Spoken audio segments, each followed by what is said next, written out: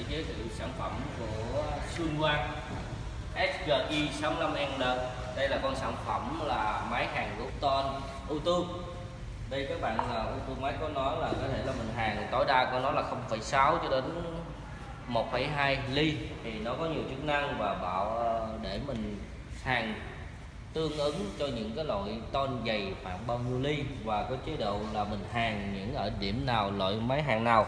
Đây là mình sẽ mở cái sản phẩm này lên. Đây là cái ở bên dấu cộng này, nó có thể là tối đa của nó là 1,2 ly. Đây là cái độ ton dày của nó, và phần này là power của nó là 75%, nó tự động cho mình hàn ở đây. Thì thời gian của nó là không phải bao nhiêu, 0,45, thì có thể là mình tùy chỉnh hơn là khoảng thấp hơn tí nữa. Thì các bạn nên nhớ là nó có đây là mình đang ở sự mức F1 thì mình có thể là di chuyển ở mức số 2 thì nó sẽ hiện ở cái mục lục này số 2. Các bạn nên nhớ là nó sẽ điều lại mình đang điểm ở đâu. Và ở đây có thể là bạn, đây là cái phần power là bạn chỉnh bao nhiêu, có thể là bạn chỉnh lên nữa. Đấy, có thể là bạn không phải là chỉnh, không cần ngưng đó, mà có thể bấm đây nó ra đây, nhưng có thể là phải tăng lên nữa hoặc giảm xuống nữa. Bạn cứ yên chí về cái phần cái độ mà dày bao nhiêu, nóng bao nhiêu thì cái tùy đó bạn hàn.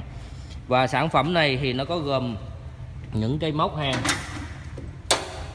Đây cái là chuyên để móc hàng, thì các bạn cũng đã hình dung qua và có thấy qua, chắc các bạn sẽ hiểu nhiều. Và sản phẩm luôn là máy hàn gốc ton thì nó phải có một cái loại gốc ton cho mình. Đây các bạn nên là máy đóng nó thì nó đây là dạng thép rất là nặng.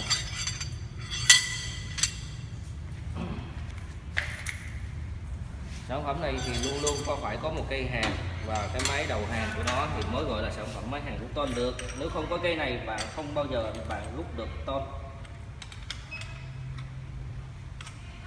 Các bạn phải nên khóa lại nhé, và để tránh di chuyển và rơi rớt thì nó.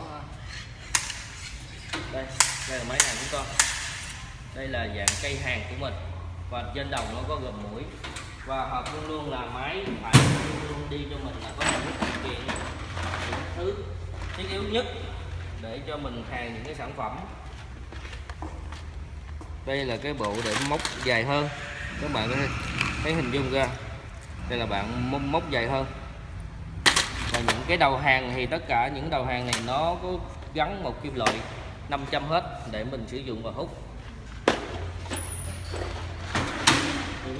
Đây là những cái bộ kẽm nó làm sẵn của nhà máy cho mình, đó là những cái đầu que hàn đồng. Đây là con sản phẩm Xuân Quang SGI 65N, thì các bạn có thể xem qua mô hình của máy.